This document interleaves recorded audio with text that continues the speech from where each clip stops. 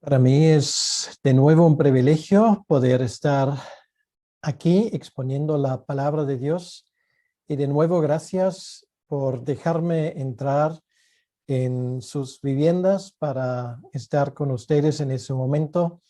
Para mí de verdad es algo muy especial y doy gracias a Dios por esas posibilidades que tenemos.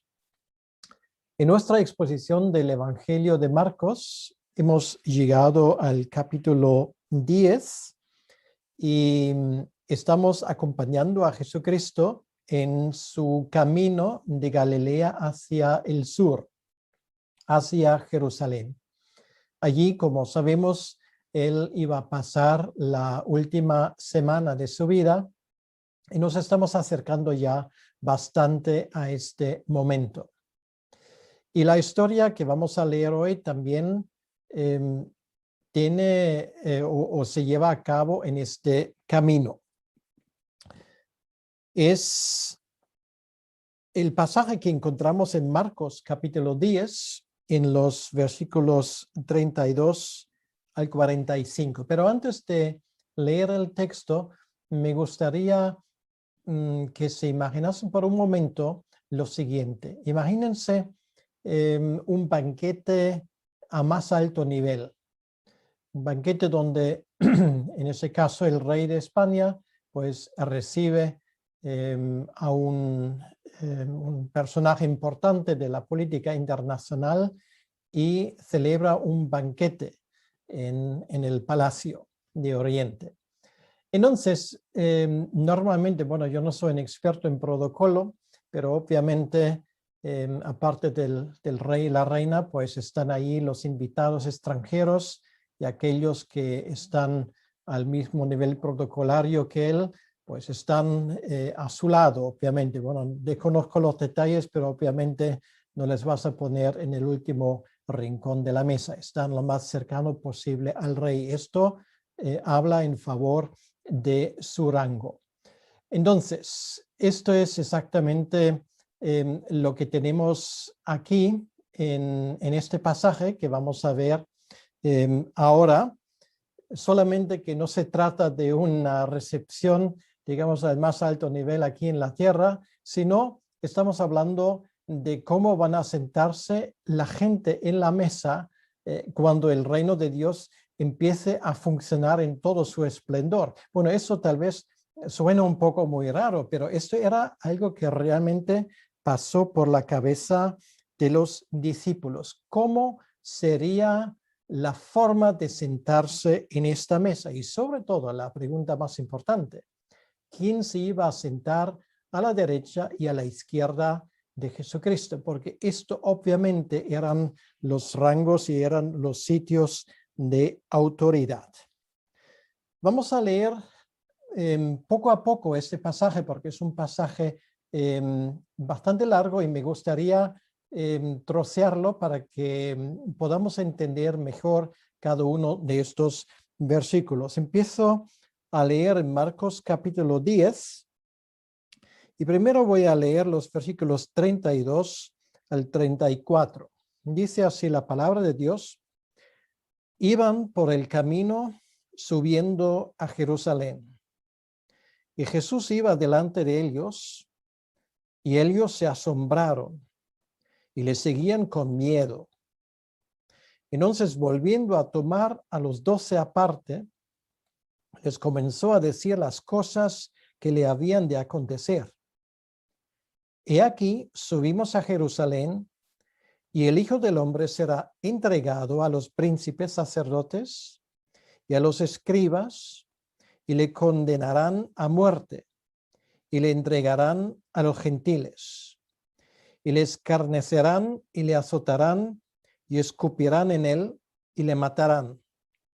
Mas al tercer día resucitará. Señor, pedimos que tú añadas a la lectura de tu palabra también tu bendición. Te damos las gracias por esa oportunidad de leer tu palabra, de tenerla en nuestras manos, de verla y leerla con nuestros ojos y escucharla y también meditarla, Señor. Gracias te damos por este privilegio y te pedimos que tú nos bendigas en ese momento. En tu nombre, amén. Bien, van camino a Jerusalén y obviamente se nota un ambiente un poco enrarecido entre los discípulos. Pues obviamente algo iba a pasar. Ahora iba a llegar el momento de la verdad. Pero lo sorprendente es que los discípulos aún no las tenían todos consigo, porque ¿qué exactamente iba a pasar ahí? Después de 3 años y medio estando con su maestro, aún no lo tenían claro. Y no es que Jesucristo no hubiese enseñado claramente sobre el tema. Sin ir más lejos, ahora lo que acabamos de escuchar es que más claro no se puede decir. Él dijo muy claramente que se iba a Jerusalén para morir allí. Y lo más interesante es que Jesucristo jamás habla de su muerte sin hablar también de su resurrección. Y esto también ocurre aquí en ese pasaje. Sin embargo, esas palabras que acabamos de escuchar cayeron en saco roto, de cierta manera. Los discípulos no entendían, no comprendían, sí escucharon, porque todos entendían el lenguaje que hablaba Jesucristo, pero no captaron el significado de las palabras. De hecho, si vamos al Evangelio de Lucas, Lucas nos añade ese comentario, pero ellos nada comprendieron de estas cosas y esta palabra les era encubierta y no entendían lo que se les decía. Esto lo leímos en Lucas 18, versículo 34, exactamente sobre el mismo pasaje. Y lo que Jesús dice es bastante claro. Será entregado a los principales sacerdotes y a los escribas. Le condenarán a muerte y le entregarán a los gentiles, obviamente por la razón que sabemos, porque los judíos podían condenar a muerte, pero no podían llevar a cabo la sentencia. Y le escarnecerán, le azotarán, escupirán en él y le matarán. Mas al tercer día resucitará. Bueno, ¿se puede decir esto de forma más clara? Pues obviamente a primera vista parece imposible.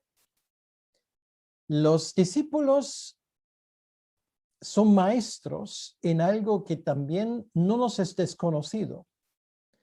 Y esto es, solamente escuchamos lo que queremos escuchar. Somos selectivos a la hora de escuchar. Somos predispuestos a entender, a escuchar lo que nosotros queremos entender, pero otra cosa es que si realmente captamos el sentido de las palabras. El arte de escuchar, sí, es un arte. Y no cualquiera obviamente tiene la facultad de escuchar bien. Y lo vemos en nuestro tiempo mejor que nunca. Somos muchas veces incapaces de captar. Somos muchas veces unos burros que no entendemos realmente lo que otros nos quieren comunicar, incluso cuando hablen claro. Y en ese sentido, mucho ojo de no decir, pero ¿cómo es posible que los discípulos no entienden eso? Ellos tienen una película en su mente. Vamos a Jerusalén. Solamente la palabra clave es Jerusalén. Jesús es el Mesías. Eso lo tienen claro. Por lo tanto, si Jesús es el Mesías, si ellos van a Jerusalén y es el momento decisivo, eso sí lo habían entendido, entonces no se puede tratar de otra cosa que de la toma de poder. Jesús ahora va a ir a Jerusalén para proclamarse como rey de Judea. Y aunque Jesús les dijo muy claramente las cosas que iban a pasar, ellos no captan el mensaje. Ahora, Si se trata de la toma de poder, entonces obviamente hay que arreglar una cosa. ¿Quién es el que tiene preferencia en el protocolo? O sea, uno no se lo puede creer. O sea, los discípulos ahora están repartiendo sus prebendas, están de cierta manera sorteando a ver quién le toca sentarse dónde en ese gabinete, en la mesa del gobierno de la Nueva Israel. Y esto obviamente tiene que ver con la pregunta, ¿quién es el mayor? ¿Quién manda aquí? Solamente han pasado pocos días cuando Jesús precisamente responde a esa pregunta con el ejemplo de un niño que él pone en medio de ellos. Y sin embargo, también de esto se han olvidado. Bueno, tal vez no del conocimiento, pero se han olvidado del significado de esa enseñanza de Jesucristo. Y solamente les ronda por la cabeza quién es el más importante. Y de nuevo digo que tengamos mucho cuidado en no decir demasiado pronto que de esas aguas no beberé. Somos muy dados a sondear el poder que tenemos. Y cuando tenemos la posibilidad de ejercer ese poder a la hora que lo estimemos conveniente, pues muchas veces no tenemos dudas en usarlo. Después de la historia del joven rico, y esto era otro elemento que les llevó a esa pregunta, Jesucristo les prometió a sus discípulos lo siguiente. Le dijo, de cierto os digo, cuando el Hijo del Hombre se siente en el trono de su gloria, vosotros que me habéis seguido también os sentaréis sobre los 12 tronos para juzgar a los 12 tribus de Israel. Eso nos dice Mateo, también en un pasaje paralelo. Y juntando todas esas piezas, ahora los discípulos solamente entienden una cosa. Vamos a ir a Jerusalén y es ahora el momento de repartir el poder. Con la ayuda de su madre, y eso también no nos lo cuenta Marcos, estoy intentando ver también los otros evangelios, esto nos lo cuenta Mateo, y con la ayuda de su madre, Jacobo y Juan piden un favor a Cristo, sentarse en los puestos de honor a la izquierda y a la derecha. Vamos a leer estos versículos. En versículo 35 dice, entonces, Jacobo y Juan, hijos de Zebedeo, se le acercaron diciendo, Maestro, querríamos que nos hagas lo que pidiéramos. Él les dijo, ¿qué queréis que os haga? Ellos le dijeron, concédenos que en tu gloria nos sentemos el uno a tu derecha y el otro a tu izquierda. Vaya una petición, sentarse en los puestos de honor a la izquierda y a la derecha. Bueno, aquí no lo pone, pero lo que puede haber rondado por la cabeza de ambos es que, en fin, pues somos del círculo interior, cierto. Ahí también estaba Pedro, pero a diferencia de Pedro hay algo que nos diferencia, y esto es que somos familiares. Y Pedro no lo es. Sí, muchas veces pues escogiste a Pedro, a Juan y Jacobo, pero la diferencia es nosotros somos familiares. ¿Cómo que son familiares? Pues la madre de Juan y de Jacobo, que se llamaba Salomé, y María, la madre de Jesús, eran hermanas. ¿Y esto cómo lo sabemos? Bueno, ahora no lo puedo explicar porque me falta el tiempo, pero si comprobamos 3 versículos bíblicos, que ahora lo voy a mencionar para que alguien, si quiere, pues puede mirarlo, es Marcos 15:40, Mateo 27:56 y Juan 19:25, si lo comparamos, llegamos a esa conclusión. Quiere decir, Juan y Jacobo son primos de Jesucristo.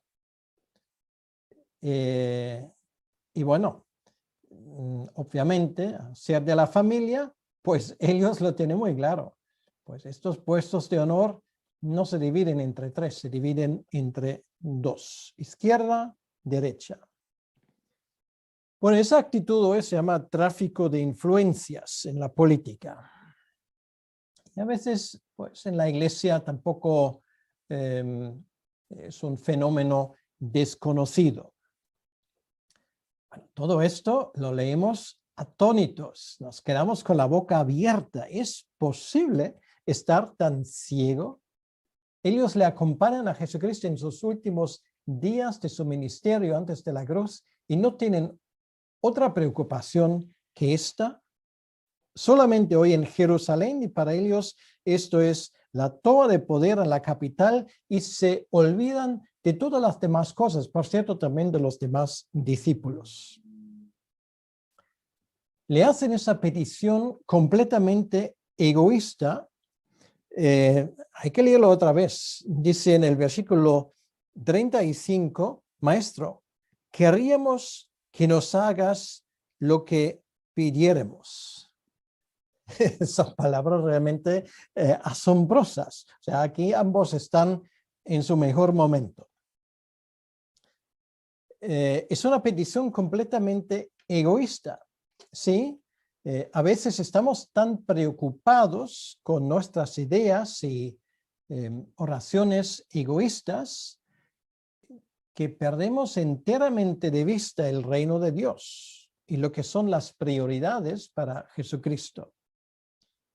Es peligroso preocuparse por su propia ventaja cuando grandes cosas están ocurriendo en el reino de Dios. Ahora, si a nosotros esa petición nos parece ridícula, ¿cuánto debe de haberle dolido al Señor esa actitud?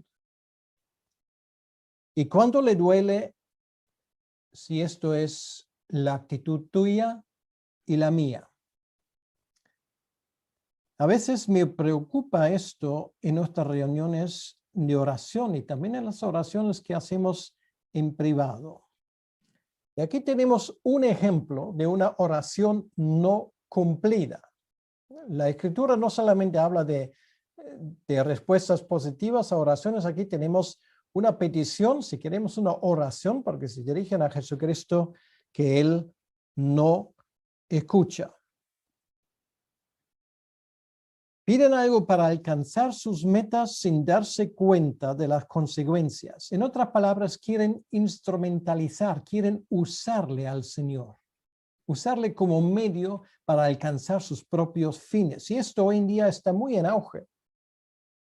Pues ¿cuántos charlatanos no andan por ahí haciendo todo tipo de espectáculos, pidiendo a la gente que escriba sus peticiones de oración en papeles, y él se dirigirá y, por supuesto, previo pago de una ofrenda suculenta, Dios escuchará todo esto? ¡Qué basura! ¡Qué tipo de actitud tan mezquina! Esto en 2000 años de historia de iglesia no se ha erradicado. La petición es egoísta y es la misma actitud brota del mismo fango interior de ambos, de la misma fuente que en su momento les hizo querer que caiga fuego del cielo. Esto es el ejercicio del poder por ejercer el poder. Es la misma actitud que les hizo prohibir a otro discípulo de echar fuera demonios. Es la misma actitud de querer apartar a los niños de Jesucristo. Y esa actitud se resume en la frase, aquí mando yo, y lo hago en el nombre del Señor. Una idea equivocada de Cristo y de su voluntad lleva al hombre más creyente a cometer errores graves y andar por la tierra como un ciego. Y esta es una de las razones por qué es tan importante conocer la Biblia y sus enseñanzas, entender cuál es la voluntad de Dios, lo que Él nos pide, conocer mejor al Señor, precisamente para no hacer ese tipo de peticiones completamente egoístas. Es importante, sí, es lo más importante amar al Señor. Pero todo el que ama es nacido de Dios y conoce a Dios, dice precisamente Juan en su primera carta, capítulo 4, versículo 7. El amor de Dios sin un conocimiento de su voluntad es un amor ciego, es puro sentimentalismo, nada más. Tiene que ser un amor informado. Y obviamente los discípulos aquí no estaban informados. Por lo tanto, Jesucristo les tiene que enseñar una lección que ahora no iban a olvidar para el resto de su vida. La humildad es el secreto de la grandeza en el reino de Dios. Y esto pone el reino de Dios en el extremo opuesto de los reinos humanos. Dice el versículo 38. Entonces Jesús les dijo, no sabéis lo que pedís. ¿Podéis beber del vaso que yo bebo o ser bautizados con el bautismo con que yo soy bautizado? Ellos dijeron, podemos. Jesús les dijo, a la verdad, del vaso que yo bebo beberéis, y con el bautismo con que yo soy bautizado seréis bautizados. ¿Podéis cumplir las condiciones para acceder a vuestro deseo? Y la respuesta de ambos es, podemos. Bueno, lo hemos escuchado de mil maneras. Famoso todavía el yes we can de cierto presidente norteamericano. Famoso esa palabra en la boca que más de un político que quería expresar con esa frase que se dice de mil maneras, que son capaces de hacer todo. Y por supuesto, todo esto queda en una gran mentira. Este orgullo nos hace ciego para los planes de Dios. Hay un contraste con el versículo 32 donde se dice que tenían miedo, pero poco a poco esto desarrolla su propia dinámica y el miedo pasa a ser un atrevimiento y un atrevimiento además nutrido de esa soberbia que todos llevamos dentro. Y por eso Jesús les dice, no sabéis lo que pedís. Hablan como un ciego de colores. Pensaban que la batalla ya había terminado cuando en realidad ni siquiera había empezado. Querían organizar ya la marcha triunfal sin que la victoria se hubiese alcanzado. Su petición implicaría, y esto es lo que Jesús les hace entender, que morirían y sufrirían por él. Ellos en ese momento no son conscientes de ello, pero sí efectivamente eso es lo que iba a pasar.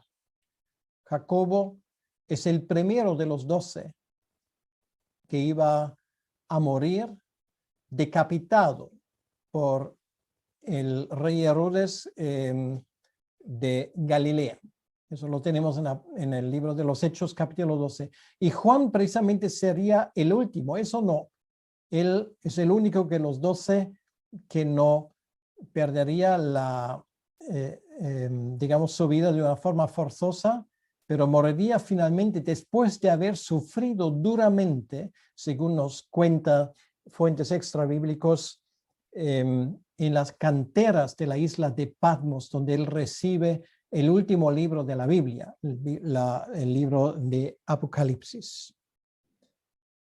Aquí se habla del cáliz, símbolo de sufrimiento, de bautismo, símbolo de muerte y de la ira de Dios. Y eso sí, podemos decirlo de paso, El bautismo y la Santa Cena, ambos símbolos nos recuerdan del coste de nuestra redención, del coste de seguir a Cristo. Con derecho, cuando bautizamos, recordamos a aquel que se bautiza en la muerte de Jesucristo, y que esto nos puede llevar en el extremo a dar nuestra propia vida por el Evangelio, cosa que ocurre todos los días en muchos países de este mundo. Y así ocurrió en la vida de Jesucristo. Su primer trono fue la cruz del Calvario. Y los puestos de al lado fueron reservados para dos criminales, de los cuales uno llega a conocer a Cristo. Su copa sería el vinagre y su bautismo sería la muerte. Está bien estar seguro de la victoria, pero la victoria no depende de nuestra fuerza. Y esto es algo que los discípulos en ese momento se habían olvidado por completo. Si la batalla está lejos, es fácil hablar grandes cosas y hablar de grandes victorias. Es agradable, como se dice en España, ver los toros desde la grada. En el caso de esos discípulos, dentro de pocos días, la realidad pondría a descubierto su confianza equivocada en sí mismo y su fracaso completo. Porque antes de ganar victorias para el Señor, tenían que aprender: sin el Señor no podemos hacer nada. No, we cannot. No podemos. No podemos hacer absolutamente nada para el Señor, y no solamente para el Señor. No podemos mover ni un dedo sin su permiso y sin que Dios nos dé la fuerza para ello.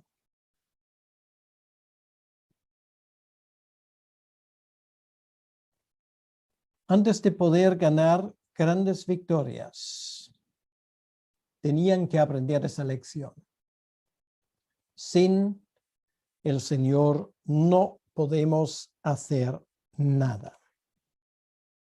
Efectivamente, no sabían lo que habían pedido y luego no sabían lo que habían respondido. Tenían que aprender que es el Padre que indica dónde tendremos que sentarnos. Dice el versículo 40. Pero el sentaros a mi derecha y a mi izquierda no es mío darlo, sino a aquellos para quienes está preparado. ¿Y quién lo prepara? Lo prepara el Padre. Y por lo tanto, aquí son dos cosas sorprendentes que nos llaman la atención. En primer lugar, me sorprende a mí, creo que a todos, la increíble paciencia de Cristo. Les corrige, pero les corrige con calma y con amor. Soporta su egoísmo descarado y la debilidad carnal de sus más íntimos colaboradores. Y en segundo lugar, lo que este versículo nos indica que es: el Hijo se somete al Padre. El sentaros a mi derecha y a mi izquierda no es mío darlo. Bueno, entonces, si el Hijo no lo da, ¿quién lo da? Solamente queda uno que en autoridad está por encima, que es el Padre. El Hijo se somete al Padre, el Espíritu Santo se somete al Hijo y al Padre. Esto es la economía de la Trinidad. Todos son iguales, todos son Dios, pero hay una jerarquía dentro de la Trinidad, y aquí lo vemos reflejado de una forma brillante. Ahora, ese debate y la respuesta de Jesucristo, obviamente, no queda escondido delante de los demás discípulos. Ellos enseguida se enteraron. Y claro, cuando tienes un debate así, cuando alguien pide ciertos privilegios y se trata de pasar por encima de ti, pues ¿qué ocurre? La sangre nos hierve. Obviamente nos damos cuenta que aquí está pasando algo que huele a podrido. Por lo tanto, en el versículo 41 dice, cuando lo oyeron los 10, comenzaron a enojarse contra Jacobo y contra Juan. Curioso, es la misma palabra, la de enojarse, que se dice del Señor cuando se enfadó con sus discípulos, cuando regañaron a los padres y a los niños. Y dije en su momento que es la única vez que Jesús, que se dice, que se usa esa palabra de Jesucristo. Es una palabra muy fuerte, quiere decir que estaba que ardía. Y ahora lo mismo, los discípulos estaban que trinaban, que ardían. Realmente estaban furiosos, pero furiosos a más no poder.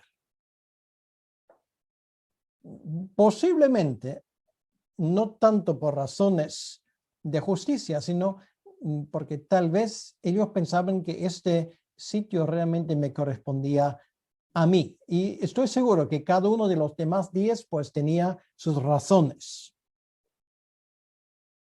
Ellos tampoco querían estar en segunda fila.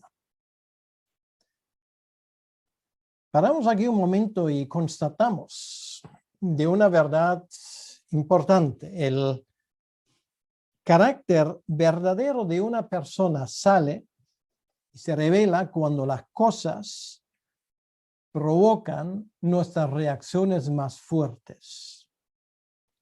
En otras palabras, cuando nos aprietan, es realmente lo que sale, lo que llevamos dentro. ¿Qué llevas dentro? Lo que ocurre aquí es un fenómeno muy interesante.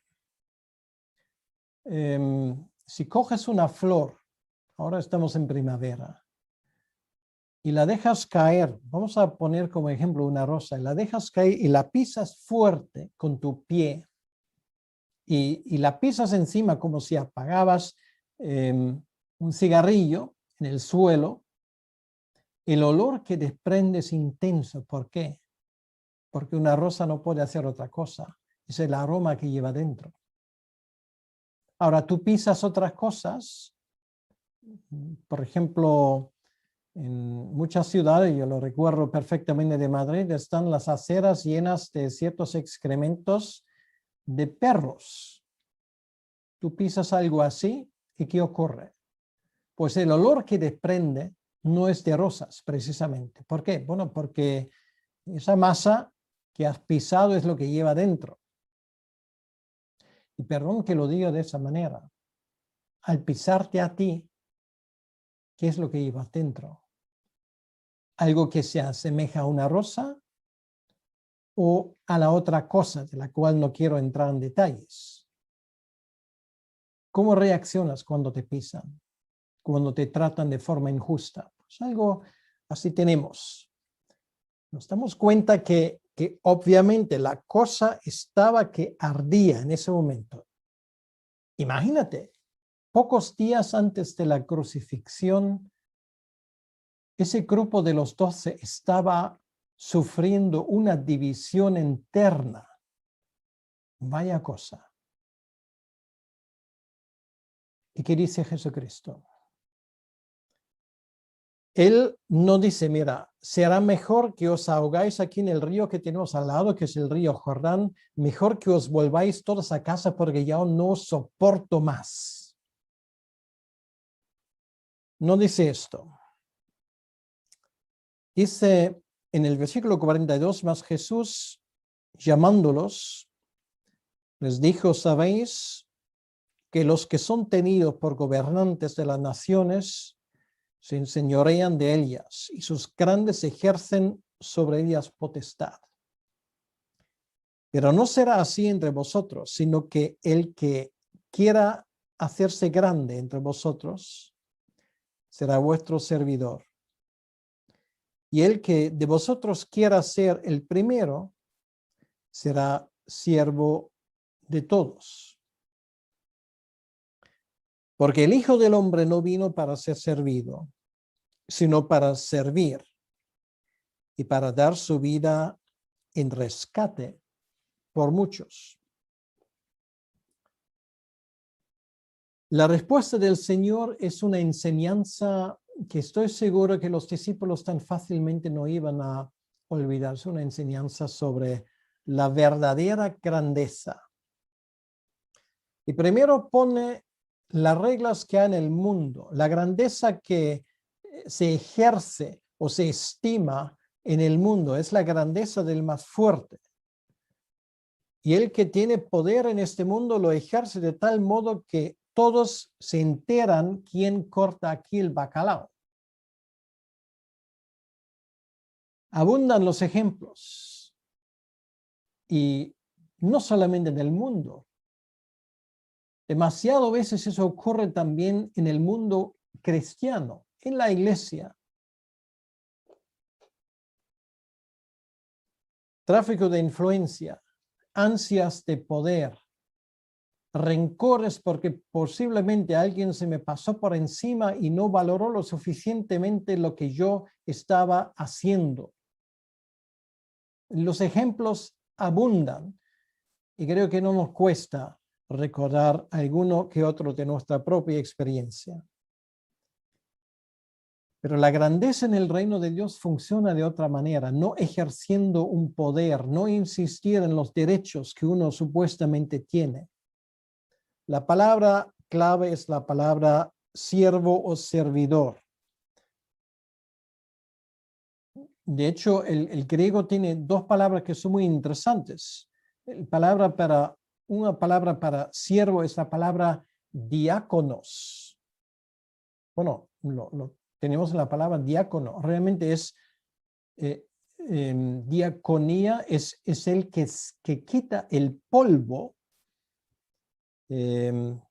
Conis en griego, de los zapatos, de las sandalias. Es un trabajo bajo, es un trabajo humillante. Y otra palabra es la palabra doulos, que también todos lo conocemos, que se traduce como esclavo. Es lo que tenemos aquí, precisamente. No será así entre vosotros, sino que el que quiera hacerse grande entre vosotros será vuestro servidor. El Señor tenía que repetir la lección anterior, la lección del niño, para que lo tuviese muy claro en el futuro. Les explica cómo lo va a cumplir y afirmarlo con su propia vida. Es Cristo quien pone personas en lugares de responsabilidad en el reino de Dios, dentro de la iglesia. Y los que Él pone, no los que se autoproclaman, sino los que Él pone, son personas que saben servir, no reinar. Y es la primera lección que un discípulo de Cristo tiene que aprender para no convertirse en un completo inútil. Sí, te pueden en el más grande de los casos incluso coronar con la tiara papal, ponerte vestidos de oro, besarte el anillo, todo lo que tú quieras. Pero según lo que está escrito aquí, esto no son las personas que necesariamente se califican para ser los más grandes en el reino de Dios. Son aquellos que saben servir, no reinar.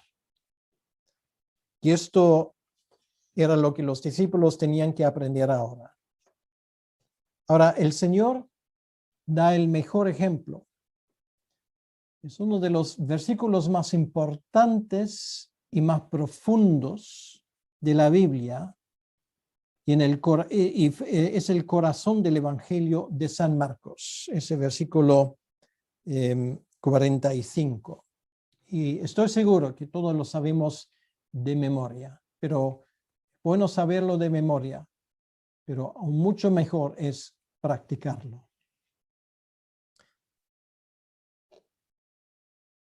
Y obviamente lo que Jesús dice ahora ha hecho un impacto tan grande en la vida de Juan y de Jacobo, que a partir de ese momento nunca más leemos nada de su carácter violento o egocéntrico. Esto parece que en ese momento se acabó. Jesucristo hace añicos de estas pretensiones de ansia de poder. Y desde entonces figuran esas calidades de humildad y de servicio entre las cualidades más llamativas en la iglesia de Jesucristo. Y Jesús se pone a sí mismo como ejemplo. El Hijo del Hombre no vino para ser servido. Quiere decir que el Hijo del Hombre nos enseña con su propio ejemplo. Él, como dice en el versículo 45, vamos a casi deletrearlo. Aquí dice, no vino, no dice, no nació. No vino quiere decir que él existió antes. Esto es una afirmación de su divinidad. El Hijo de Hombre podríamos decir que es Dios, porque esto es lo que implica realmente. Filipenses capítulo 2 lo dice de una forma brillante y lo cantamos a veces por Navidad. Tú dejaste tu trono y corona por mí. Luego, lo segundo que aprendemos de este versículo, no vino para ser servido, sino para servir. Jesucristo lo cambió. Primero sirve a sus padres. Les obedece, dice Lucas capítulo 3. Luego a los cargados por las enfermedades y depresiones les sirve, está a su disposición. Y ahora a todos los pecadores. Él no vino para dar un puñetazo sobre la mesa, vino a servirles. Pero esto no era todo. Culmina su ministerio entregando lo supremo que una persona puede dar, y esto es su propia vida,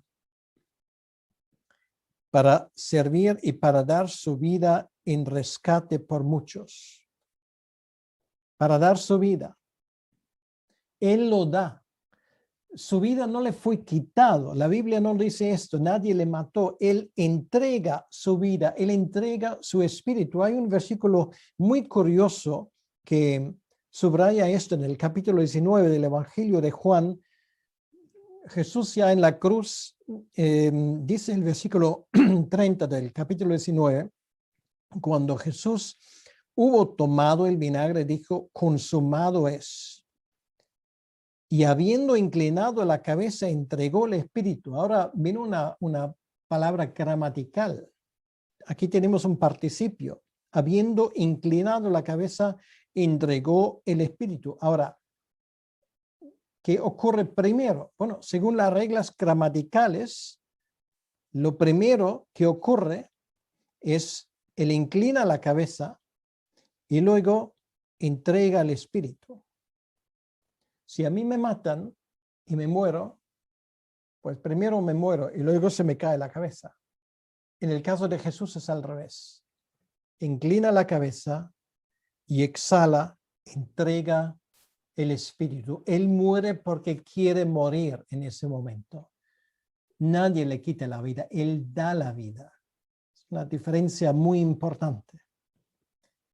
Morir significa debilidad, pero morir así como Juan lo describe significa poder.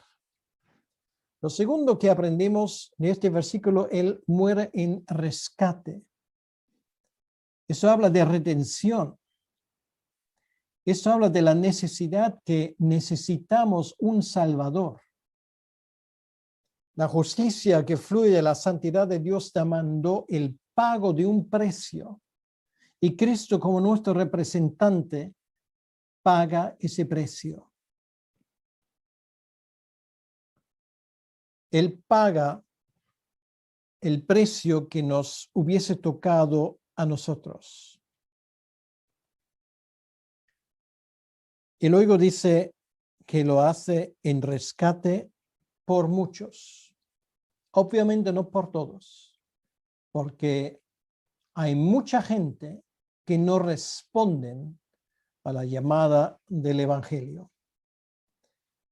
En la cruz cargó nuestros pecados sobre su cuerpo.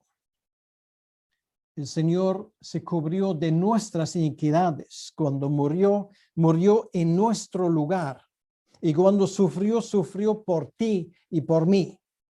Cuando colgaba de la cruz, colgaba de ella como sustituto nuestro. Y su sangre que derramó fue derramada por nosotros, por el precio de nuestras almas. La ira de Dios el Padre fue derramado sobre él.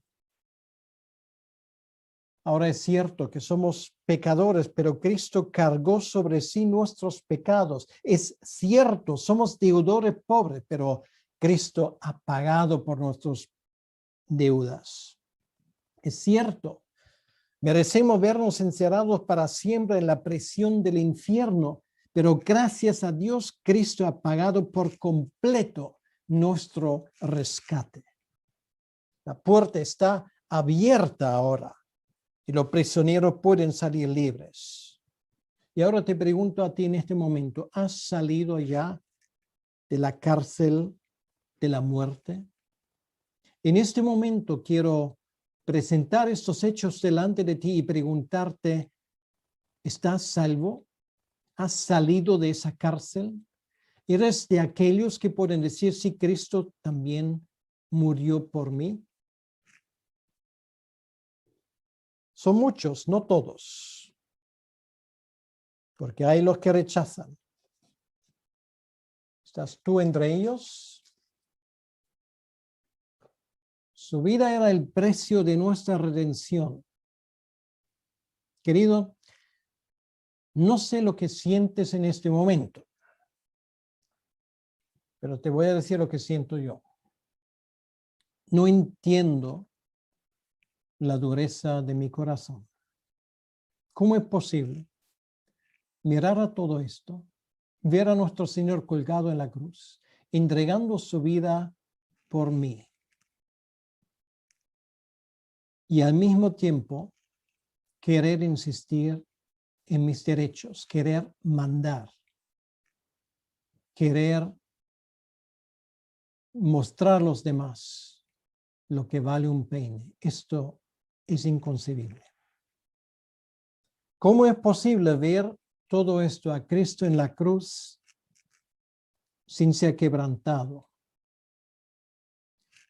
Lo único que nos queda es amar el uno a otro con humildad, estimando a los demás como más importantes que a nosotros. ¿Cómo es posible ver su sacrificio en la cruz y sentir la profunda obligación de que todo nuestro ser pertenece enteramente a Él? Y eso por el resto de nuestra vida. Deberíamos expresarlo en nuestra profunda gratitud y con humildad. No querer ser el primero, sino el último.